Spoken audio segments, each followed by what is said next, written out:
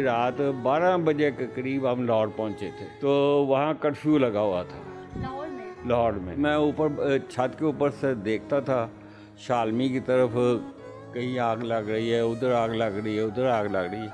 हमारे जो दीवारें थी वो गर्म हो गई होती थी उसकी हीट से। लाहौर में आके आपको कश्मीर याद आता है? मेरी आंखों के सामने है वो डल झील का किनारा, वो सब कुछ, वो निशात बाग जहाँ सैर करने गए थे हम, खाना पका के घर से लेके गए थे।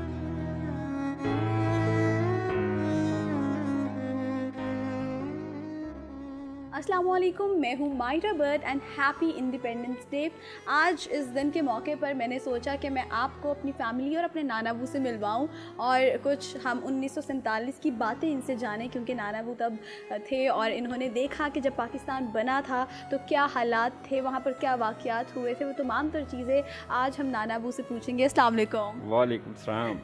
बेटे मैं उस वक्त कश्मीर श्रीनगर में डल झील के किनारे रिहाइश पजीर था।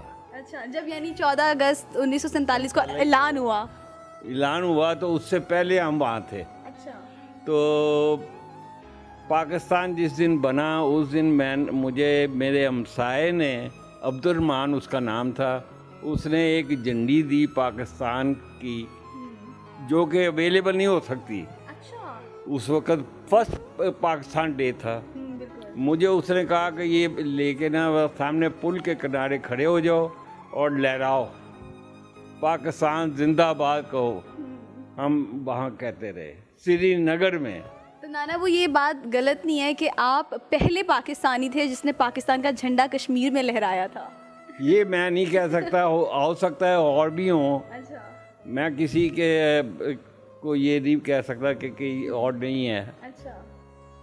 मगर मैंने ये किया था। अच्छा, उस वक्त क्या हालात थे पहले, मतलब वहाँ पे जो कश्मीर था सुकून से लोग रह रहे थे। ये अंदाज़ा लगा लें कि मैं सुबह के वक्त नाश्ते के लिए अकेला जाता था। 8 साल का था, 8 या 9 साल के दरमियान का होऊंगा। तो वहाँ पे नाश्ता लेने अकेला जाता था, लेके आता था।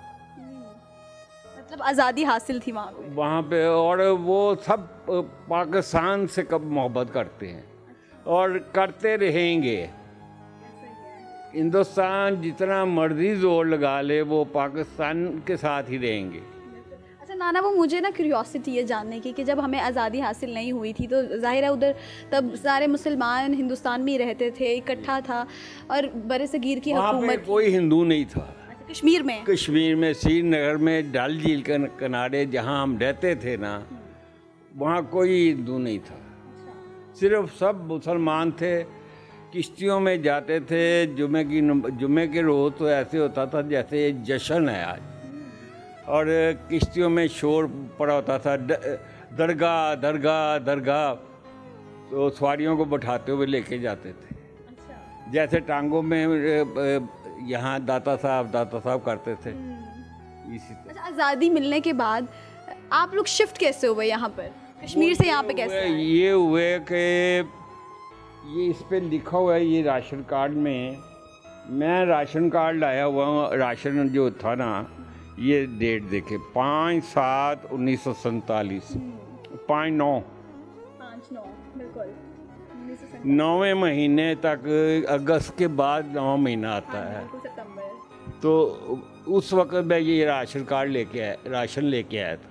अच्छा। बिल्कुल हालात सुकून थे, पुरसुकून हालात थे, कोई मसला नहीं था। अच्छा। तो वालिद साहब कहने लगे कि यह हालात ठीक नहीं है तो मैं आपको लौट छोड़ रहा हूँ। अच्छा। सिर्फ छोड़ने के लिए आए थे, तो फिर वो जा नहीं सके थे वापस। जी। अब जब हम किताबों में पढ़ते हैं, हम ऑब्वियसली सब एक वो दर्ज होता है सारे वाक़यात, तो हम ये अब आपसे, क्योंकि आपने तो तमाम तरह हालात आपके सामने थे, हमने ये भी सुना है कि जब पाकिस्तान बना था और उस वक्त जब हिंदुस्तान से लोग यहाँ पर आ रहे थे तो रास्ते में बहुत लूट मार की गई। इसके बारे में कुछ? सब कुछ हुआ। हाँ, मतलब है कि मैं जब, मुझे इतना पता है कि हम वहाँ से कश्मीर से जब पहुँचे हैं पिंडी, मुझे पता है कि वो स्टेशन पे आकर हमें खाना मिला था। तो भूख से हमारा बुरा हाल था। तो वो वालिद साहब के एक वाक़िफ़ था होटल वाला, उसने इतनी सी गोल चपाती दी हमें खाने को, तो वो हमने खाई। फिर एक ट्रेन आई सिखों की, पिंडी की दूसरी तरफ से, पेशावर से शायद आई थी। वो हमें अंदर कमरों में बंद कर दिया, रेस्ट हाउस के कमरों में, और मैं जाली में से देख रहा हूँ वो सिख उतरे। किसी के हाथ में जग था, किसी के हाथ में कुछ था। वो पानी लेके ट्रेन में बैठे, ट्रेन ने विसल दिया, चली गई। तो जब वहाँ से पिंडी से हम निकले हैं तो मुझे याद है कोई रात 12 बजे के करीब हम लाहौर पहुँचे थे। तो वहाँ कर्फ्यू लगा हुआ था लाहौर में, और सुबह 4 बजे कर्फ्यू ख़त्म हुआ। फिर हम अपने मोची गेट वाले घर में गए। अच्छा, ये भी हमने सुना है कि उस वक्त जब लोग हिंदुस्तान से पाकिस्तान आए तो लोगों ने कब्ज़ा कर लिया, जो घर खाली पड़े हुए थे उन लोगों ने, ऐसा भी हुआ था? हाँ जी, ऐसा भी हुआ है। और ये है कि मैं ऊपर जो हमारे घर है, बाद में पाकिस्तान बनने के बाद जब लाहौर में पहुंच गया हूँ, तो मैं ऊपर छत के ऊपर से देखता था शालमी की तरफ, कहीं आग लग रही है, उधर आग लग रही है, उधर आग लग रही है। हमारे जो दीवारें थी वो गर्म हो गई होती थी उसकी हीट से। वो कौन आग लगा रहा था? पता नहीं। अच्छा, मतलब हालात ख़राब थे, आप ये कह रहे हैं। तो कितना अरसा लगा था ये हालात ठीक होने में? ये काफ़ी टाइम लगा था। अच्छा, अब एक ज़ाहिर है जब आज़ादी हासिल की थी तो मकसद था आज़ादी हासिल करने का, आपको लगता है वो मकसद आज पूरा हुआ है? अभी जो है ना, अभी वो स्टेज नहीं आई, अभी इसको मजबूत होना है, यही हमारा सबसे बड़ा एम है। नाना, वो मुझे ये बताएं कि जब आप आए थे लाहौर, आप कितने बहन भाई थे आपके साथ, और सारा बताएं। मेरा एक और भाई था छोटा, और एक मेरे से उससे बड़ी थी अमशीरा। अच्छा। तीन वालदा और वालिद, 5 थे हम। अच्छा, तो यहाँ पर आके, लाहौर में आके आपको कश्मीर याद आता है? मेरी आंखों के सामने है वो डल झील का किनारा, वो सब कुछ, वो निशात बाग जहाँ सैर करने गए थे हम, खाना पका के घर से लेके गए थे। अच्छा, मतलब कश्मीर को आप कभी नहीं भूल सकते? नहीं जी। अच्छा नाना, वो आप अभी मुझे एक बात बता रहे थे वो फलों के बारे में, वो भी बताएं। वो ये है कि अल्लाह की कुदरत है, वहाँ पे इतना फल है, इतना फल है, वो अल्लाह की रहमत, नेमत है वहाँ पे।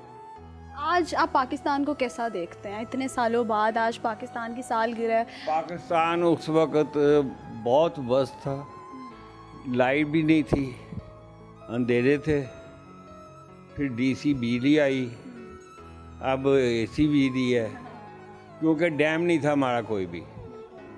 तो इंशाल्लाह ये तरक्की करेगा, ये इसको ख़त्म नहीं करेगा। अल्लाह ने बनाया, अल्लाह इसकी हिफाजत करेगा।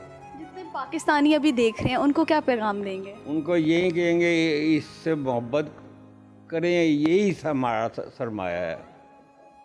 बहुत शुक्रिया नाना अबू। और बच्चों, एंड पर, क्योंकि आज पाकिस्तान की सालगिरह, तो एक नारा हो जाए, पाकिस्तान जिंदाबाद।